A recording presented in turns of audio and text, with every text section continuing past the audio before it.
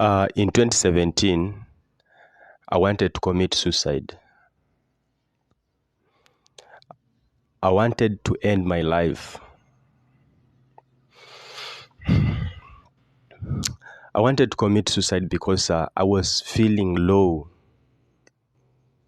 I was feeling worthless. I was feeling like somebody has taken away my life.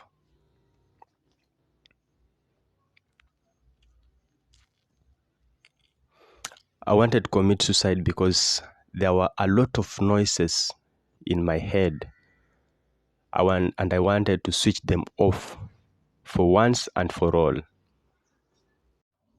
Yes, I can't deny that to some extent, alcohol was switching off those noises. But remember, alcohol does not solve any problem. Every time I could take a glass of alcohol, those noise in my brain could be switched off. But now imagine after that, when I'm now sober, zile kelele zingerudi. That feeling low, that feeling worthless, that low self-esteem, bado ingerudi na ingenihound. And that's the reason why I decided that I need to switch off this noise for once and for all. I had only two options. The first option was to be a DDO, a daily drinking officer. And the other option was, of course, to commit suicide. And the irony in this is that even if I could take the first option, which is DDO, still it can lead to death. It can lead to suicide. I mean, ninge commit suicide with alcohol. So I only had one option, and that is committing suicide. My problem began in 2016. There are three events or experiences that I went through which really traumatized my life. And the first experience was when I lost my 2 years relationship. I know some of us have once undergone this one, or they are undergoing this one, being dumped or a divorce. I know this is one of the biggest challenges of life. So I lost this relationship in a circumstance that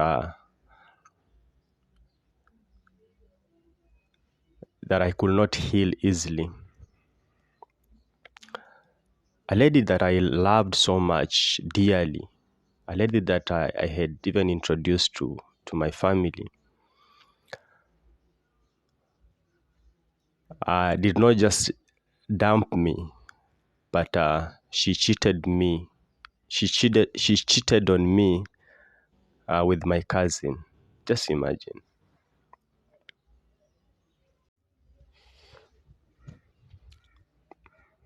I was so heartbroken.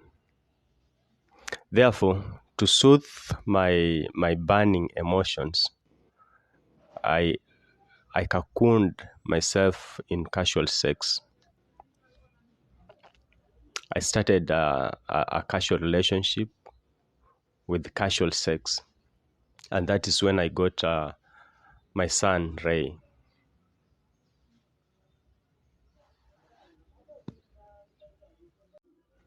Now, getting my son was like jumping from a frying pan directly into the fire.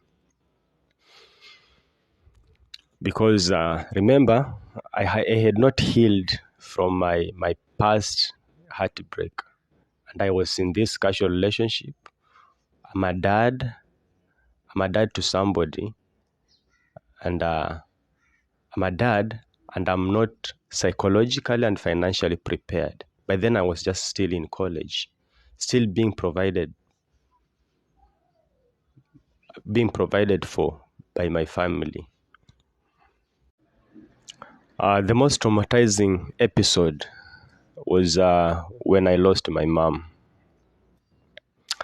This one was so traumatizing, and I think, let me hope that one day I'll just create a video on its own about the death of my mom, because it was unbelievable. Now, this is when I realized that I had to stand strong. I had to stand up as a man.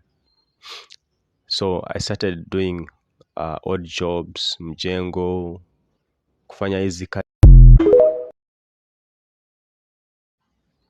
I started struggling with life. I started doing everything and anything to make sure that I survive, and to make sure that my son survives. I had to defer my studies for some times so that I could now support my son and even support myself. Life was so hard. Life was so hard and painful.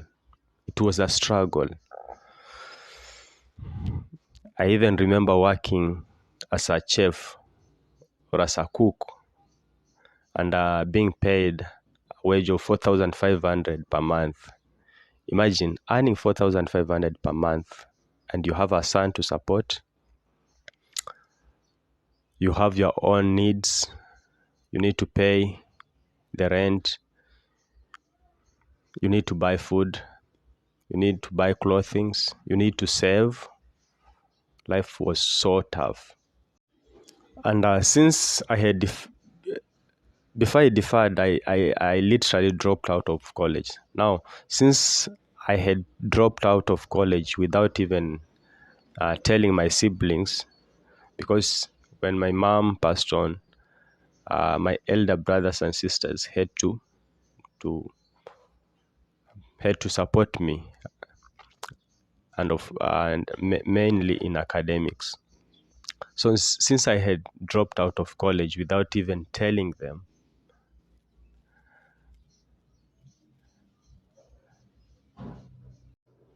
that guilt started eating me. Now, the guilt of dropping out of school, the past heartbreak of being dumped by a girlfriend, the loss of my mom, and now this financial struggle. Life was indeed very, very tough. This is now when I thought of taking my life. I thought of destroying my life.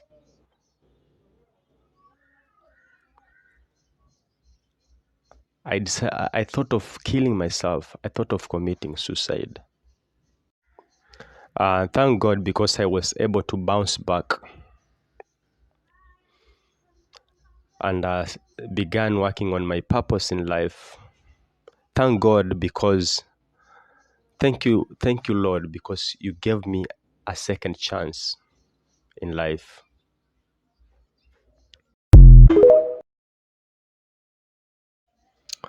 To anyone going through some of these problems, remember that challenges or problems are part and parcel of our life.